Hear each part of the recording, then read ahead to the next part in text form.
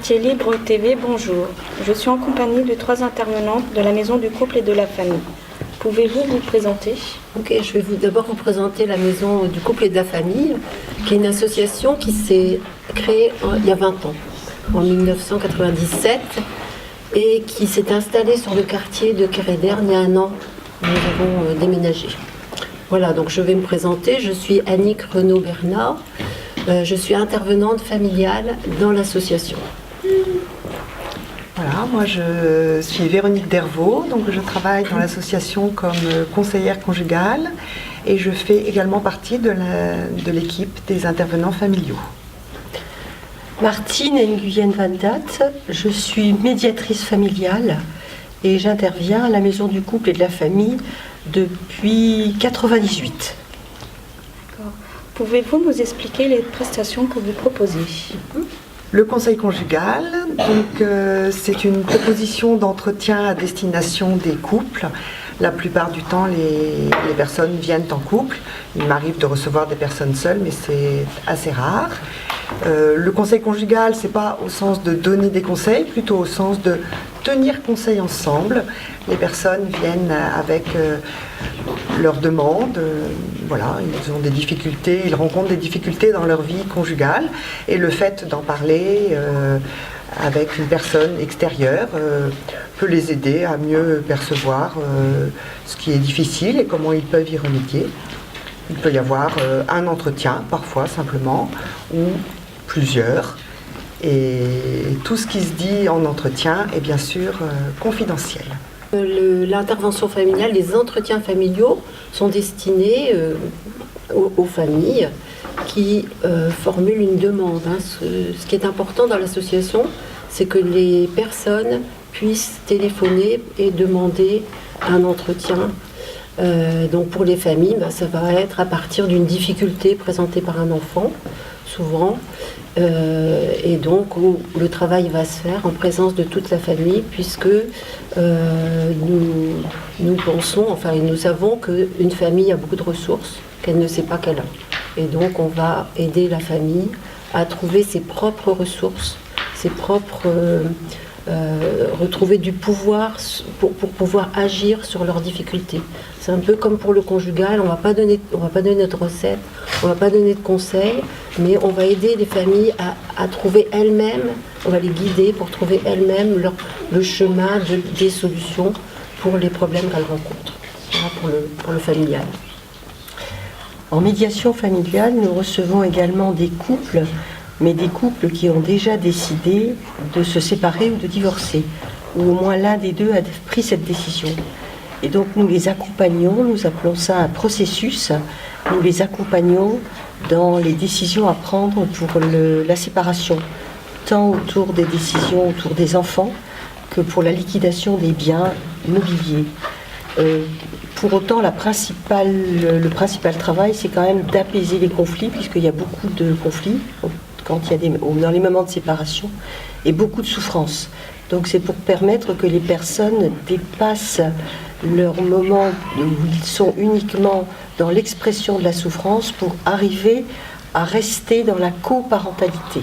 Le couple conjugal s'est terminé, et par contre ils restent toujours parents jusqu'à la fin de leur vie. Donc c'est pour leur permettre de trouver des solutions et prendre des décisions sur ce volet de la coparentalité. Et à la fin du processus, il y a une possibilité d'écrire une convention de coparentalité avec les décisions que les parents ont prises et signées par les 2 parents. Et cette convention est quelque chose d'officiel, mais non exécutoire. Voilà, alors on va rajouter aussi les groupes de prévention des transmissions générationnelles de difficultés de fonctionnement familial. C'est-à-dire qu'on vient de mettre en place cette année des groupes qui ont pour but de prévenir, d'aider les personnes à comprendre les mécanismes de transmission des difficultés et de pouvoir agir dessus pour éviter que les difficultés se transmettent de génération en génération, comme la violence, les problèmes d'addiction, les problèmes d'inceste par exemple. Comment éviter que ça se transmette? Alors ces groupes-là, sur 8 séances, vont pouvoir aider les personnes à comprendre comment ça fonctionne, la transmission, et comment, du coup, on peut agir dessus. Voilà, donc ça, c'est nouveau de cette année. On a un groupe qui va démarrer en octobre.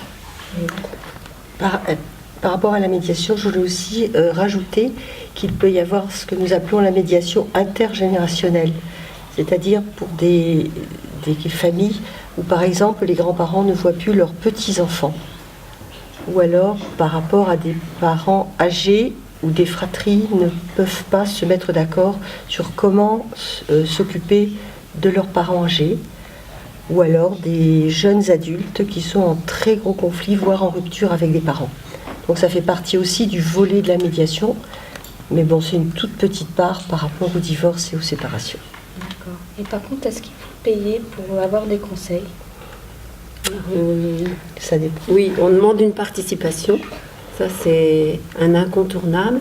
Mais cette participation est en fonction des revenus des personnes. Donc, nous avons des tableaux avec des barèmes.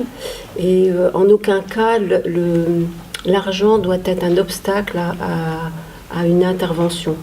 Les personnes vont participer, mais ces barèmes sont très petits. Alors, tu peux donner peut-être des exemples?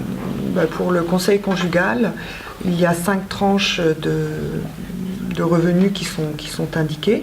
Et le prix d'un entretien, enfin le tarif d'un entretien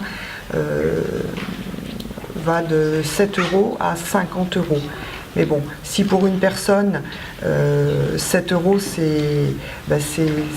c'est trop cher, on peut en parler tout simplement et puis s'arranger sur un prix qui peut être de 5 € par exemple. C'est quelque chose qui est possible. Ça ne doit pas être un obstacle.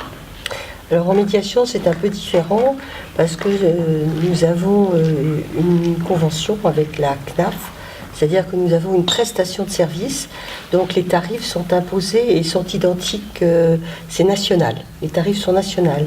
Donc l'esprit est le même, c'est-à-dire que tout le monde doit pouvoir bénéficier de la médiation s'il le demande. Par exemple, une personne qui est au RSA payera 2 € l'entretien d'1h30. Et là, le tarif le plus important, c'est 130 €. Mais c'est une personne qui gagne 7 000 € par mois, puisque c'est le tarif mensuel. Et le premier entretien d'information, c'est-à-dire les gens viennent demander ce qu'est la médiation, est gratuit. Donc ils ne payent qu'à partir du deuxième entretien, et chaque personne paye par rapport à ses propres revenus.